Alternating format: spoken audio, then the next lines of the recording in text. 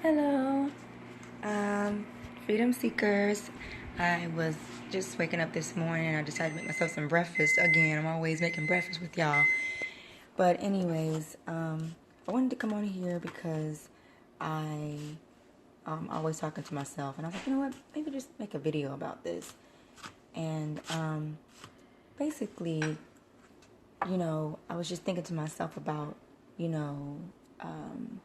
the things that I've been through and how it has impacted me and the things that I've learned from it. And hey, Ma. Say hey to my mama. Hi, good morning. Hey. She's on her way to work. My mama's a hard-working woman, a handy woman. Ain't that right, Mom? Yes, I am. Any?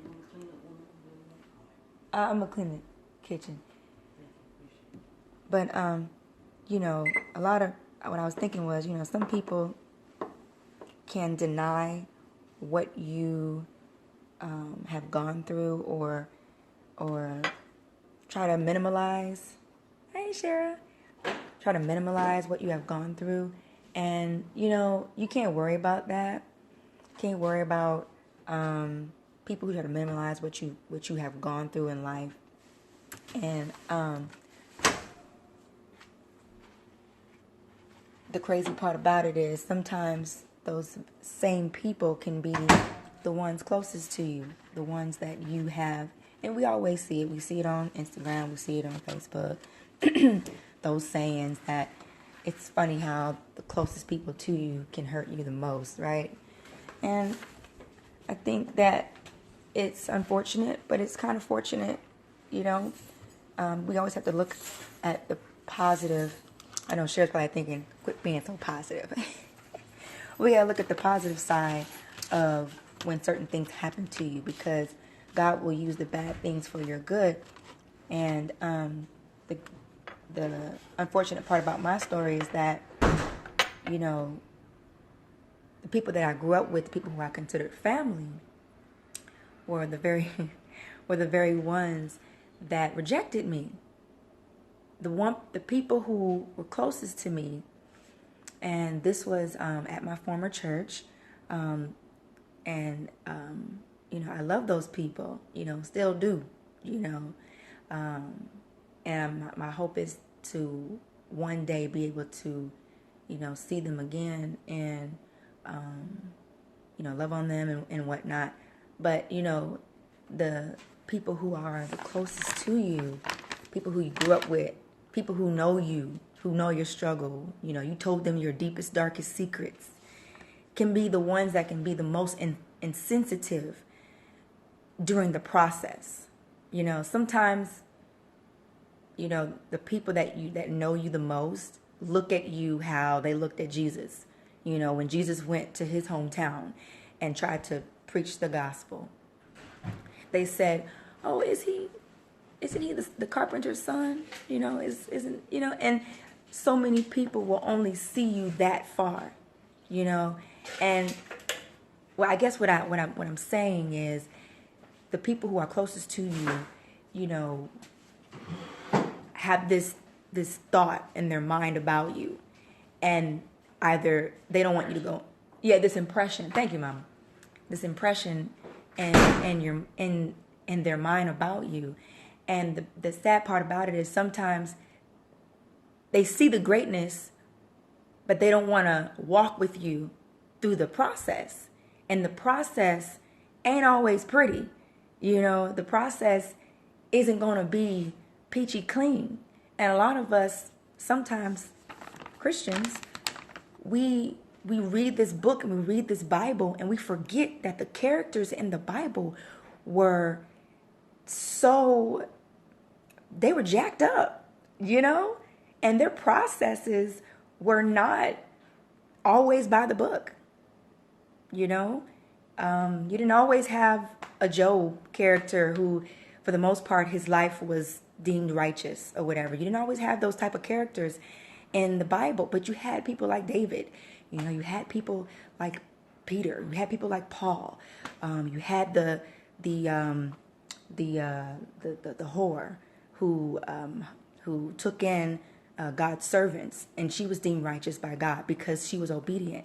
So you had those imperfect people in the Bible, and their stories were jacked up. Yes, girl. Hey, girl. Yes, Golden 727. Yes, that's why I love the Bible, and this is why we need to be in our Bible. And a lot of times, what happens is, even leaders and a lot of us, we will preach from the Bible, but we won't internalize the Bible. We can do a sermon about a Bible, about a Bible verse, or about a story in the Bible, but we won't internalize the story so that it can change our hearts. And sometimes we look at people, this is what you need to do. This is what you need to do. This is how you need to be. And we forget that there's a process. And the process is that they may fall. And then as, fellow brothers and sisters, if they fall, the Bible tells us to gently restore them back to the faith. Sometimes, you got to be a little stern with people sometimes, but that should always be, hey, Cuzzo. That should always be in the leading and the guiding of the Holy Spirit. Let the Holy Spirit guide you, and we make mistakes sometimes. And if you know you've made a mistake and, how you have treated someone, then go make it right. That's the whole point of reconciliation. But, anywho, so, like I said, it sometimes will suck that the very people who have been closest to you don't want to rock with you, don't want to ride with you through the process. And like I said, the very people that I loved dearly rejected me. And unfortunately, but fortunately, it was a part of me always thinks, well, God, why did this happen? Why did that happen? And the only thing I know is that it was necessary for it to happen. It was necessary thank you, Cuzzo. It was necessary for me to get rejected. It was necessary. I thank God for my rejection. I used to hate it. When I was younger, I used to count down. Okay, I met somebody. How long are they going to be in my life? I used to always do that. Like seriously, if I had a new relationship or anybody who was in my life, I was counting down the time and the day of, okay, I know that rejection is going to happen pretty soon. So when is it going to happen? Because I was so used to rejection and I hated it. And now I'm like, you know what? I'm so grateful for the rejection because it was my protection. And it's because Satan uses them to break your spirit, girl. But you know what? God can use that same bad thing and that same rejection that happened, and he can build you up, So I'm grateful for the rejection. I don't, at this point, and I was mad and I was bitter, lost a lot of weight. I went through a lot, and sometimes, like I said, people will discount or discredit what you have gone through and how they have hurt you. And it's like, I'm over here, I'm hurting. This really happened, but you just got to give those people to God. You got to give them over to God. And at some point, you're going to have to come to forgiveness. You're going to have to forgive them because at the end of the day, they don't hold your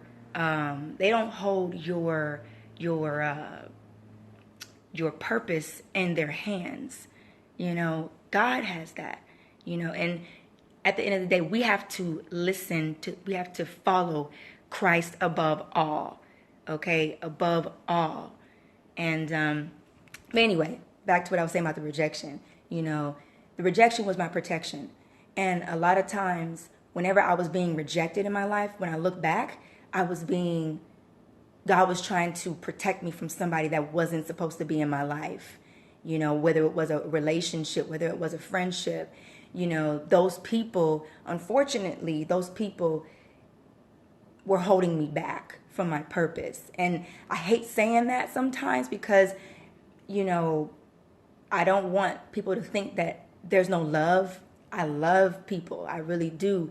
But I think that we have to get in the mentality that sometimes you have people in your life that you mean them well, and sometimes they also mean you well too. But unfortunately, if a person is stuck in an old mentality and they don't want to help push you to your purpose, then they're a hindrance to your purpose. And so, just all that to say, I couldn't stay at my old church, and I've had, an old member call me and say, hey, you're welcome to come back. The leaders are saying that anybody who left the church are welcome to come back. And the first thing I thought was, I ain't coming back.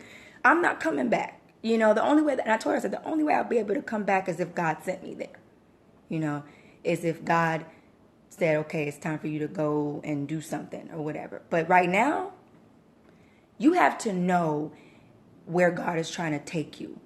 And I saw this post on Instagram, and it said, you cannot grow in the same environment that broke you. And it was so true for me, because if I was to go back right now, there's no telling how tainted I could become by staying in an old mindset. Now, granted, I haven't been there in months, so I don't know how much change has occurred, and that's what I hope and I pray for. But one thing that I will say is that I'm moving forward, and I'm following God, and God isn't leading me back there. God is leading me forward, and the people that I have met, the people that God has brought, and the people that I have found in this walk with Christ has been on point with my purpose, has been on point with my walk in Christ. They just get me, like I don't have to. It's not a strain. It's not like a, right. Thank you, cuz they not stunting my growth. If anything, they're pushing me towards my purpose. They're encouraging me to be fearless. They're encouraging me to, to hone my gifts,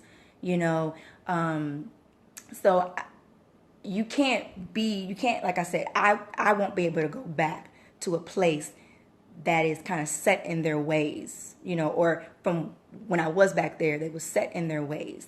And, a lot of times when God is trying to bring you out of Egypt, He's not gonna let you to go back to Egypt. Why he gonna let you? Why? Look, I mean, just look at the Israelites when God took them out, of Egypt. They wanted to go back. And let me tell you something. I was like that during my wilderness stage, and I don't know if I'm still in it. I'm not sure, but during the time when I was, really fasting and praying and, really seeking God for answers after I left my church, there was points where I was like, I need to go back. Like, I need to go back. Like, because I was so stuck in my bondage. I was so stuck in bondage that I thought that I needed those people to propel me to my purpose. And God had to break a lot of things out of me and say, no, all you need is me. What you mean you need those people? They didn't create you. Who created you? Was it them? Or was it the Creator? So I had to, get refocused, and I had to stay on the course.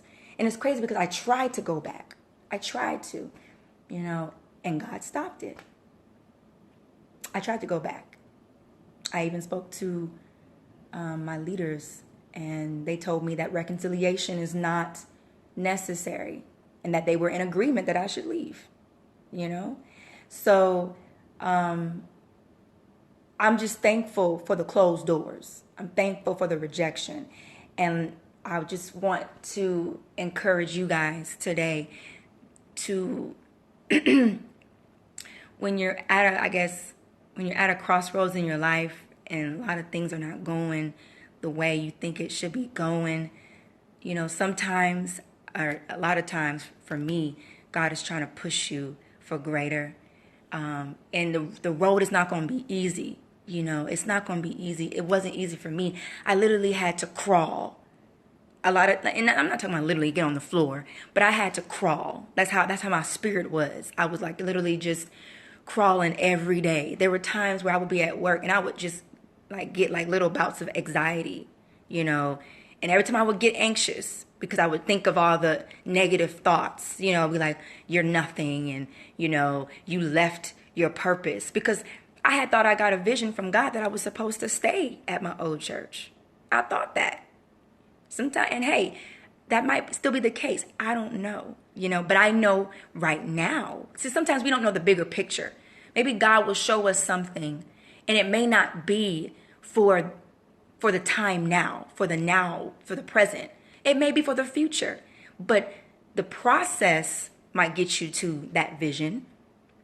But the present may be totally different from how the vision looks. But that's how, a lot of times, how God works. He'll show you something, and then in the present moment, you're like, what the freak is going on? This does not look like what you showed me, God. And unfortunately, God has to strengthen me in him. Because I do believe that I'm going to be a powerful woman of God. A lot of us, God is trying to build up in him, and we just have to keep on looking to him. Not to money, not to people, not to things. That stuff ain't going, let me tell you something. That stuff is fleeting, okay? It will end. It will cease. But one thing that will not cease is God. And let me tell you something. Is he not the source of money? Is he not the source of things? He created everything. So don't try to look for the source or I should say this, don't try to look for the source in the creation. The creation isn't the source, the creator is the source, So, anywho, but yeah, I hope that, that encourages you guys this morning. And I'm going to keep on walking, and, I'm going to keep on seeking God. And I hope that you keep seeking God and don't give up, because it doesn't look like the vision. Just keep moving forward. And as you go, God will bring the right people in your life. As you go, if you are thirsty for God, you're going to seek out those people too. There's a lot of people that I saw, and I'm like, okay, you're going in the right direction where I want to go. Let me leech on to you. Let me latch on to you. Not necessarily like as them as my source, but let me latch on to you because you're going where God told me to go. I know that you're going where God wants me to go. So let me see what you got. Because you're fearless. I want to be fearless. So if you want to be fearless, latch on to people who are fearless. If you want your gifts to be, elevated, latch on to people who aren't afraid to express their gifts openly. And maybe the same people who have your same gift. If they have a similar gift to you, then latch on to those same people. But don't go backwards. Don't go back to Egypt. Egypt ain't your answer. God is. And if God, like with Moses left Egypt, right? Moses left Egypt. But then Moses had to return to Egypt, though. But it was for a purpose. It was for a purpose. So if God will bring you back to Egypt, know that it's for a purpose. But know that Egypt is not your end destination. The end destination is always Christ. Always. It's always your answer. So I love you guys, and I know I talked a lot, but I'm about to eat my breakfast, okay? Y'all have a good morning and a good work day. I got to go to work later on. Bye.